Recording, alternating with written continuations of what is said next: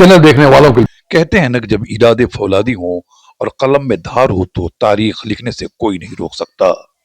UPSC 2025 के नतीजों ने देश भर में तहलका मचा दिया, लेकिन इस पूरी कामयाबी के शोर में एक नाम सबसे ज्यादा गूंज रहा है। वो है AR राजा मोहिउद्दीन। राजा ने न सिर्फ ऑल इंडिया रैंक में 7वीं पोजीशन हासिल की, बल्कि टॉप 10 की लिस्ट में जगह बनाने वाली देश के इकलौते मुस्लिम जांबाज बनकर उभरे हैं। तमिलनाडु के कांचीपुरम की गलियों से निकलकर दिल्ली के गलियारों तक पहुंचने वाले राजा मोहिउद्दीन पेशे से एक डॉक्टर हैं। 2022 में एमबीबीएस की डिग्री लेने के बाद उन्होंने मरीजों का इलाज तो किया, लेकिन उनके दिल में कुछ बड़ा करने की आग सुलग रही थी। राजा का मंत्र ये था कि मैंने अस्पतालों में सिस्टम की खामियां देखी और फैसला किया कि अब इलाज सिर्फ बीमारियों का नहीं बल्कि सिस्टम का करना है। 2 बार गिरे, तीसरी बार में फतह हासिल किया। राजा मोहिउद्दीन की ये जीत प्लेट में परोस कर नहीं मिली। वे पहले 2 प्रयासों में नाकाम रहे। हार का डर था, समाज के सवाल थे, लेकिन राजा की हिम्मत हिमालय जैसी थी। तीसरी कोशिश में उन्होंने ऐसी दहाड़ मारी कि सीधे रैंक 7 पर कब्जा कर लिया। आर राजा मोहिउद्दीन मूल रूप से तमिलनाडु के कांचीपुरम जिले के चेंगलपट्टू में पैदा हुए।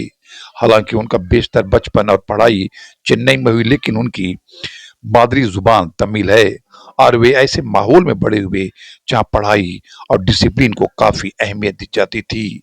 यही माहौल आगे चलकर उनके कैरियर की दिशा तय करने में अहम साबित हुआ। इस बार यूपीएससी के नतीजे में मुस्लिम समाज ने अपनी उपस्थिति का लोहा मनवाया है। आंकड़े हैरान कर देने वाले हैं और विरोधियों की बोलती बंद करने वाले भी हैं। पिछले साल जहां सिर्फ 26 मुस्लिम उम्मीदवार कामयाब हुए थे, इस बार ये तादाद दोगुनी होकर 53 पहुंच गई है। इस बार बेटियों ने भी अपना दम दिखाया है।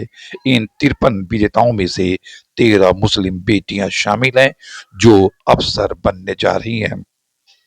इस बार टॉप 30 में से 3 मुस्लिम नाम राजा मोहिउद्दीन 7, इफ्रा शम्स अंसारी 24 और नबिया परवेज 29 शामिल हैं।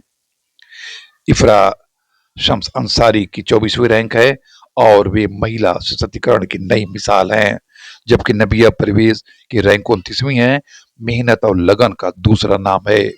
जबकि हसन खान 95 नंबर पर हैं और टॉप 100 में जगह पक्की की है। राजा मोहिउद्दीन अब भारतीय प्रशासन सेवा का हिस्सा बनकर देश की नीतियों को नई दिशा देंगे।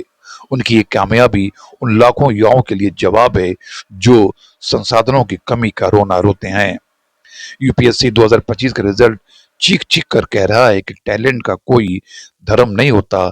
मेहनत अगर सच्ची हो तो राजा मोइनुद्दीन जैसा ही राज करता है।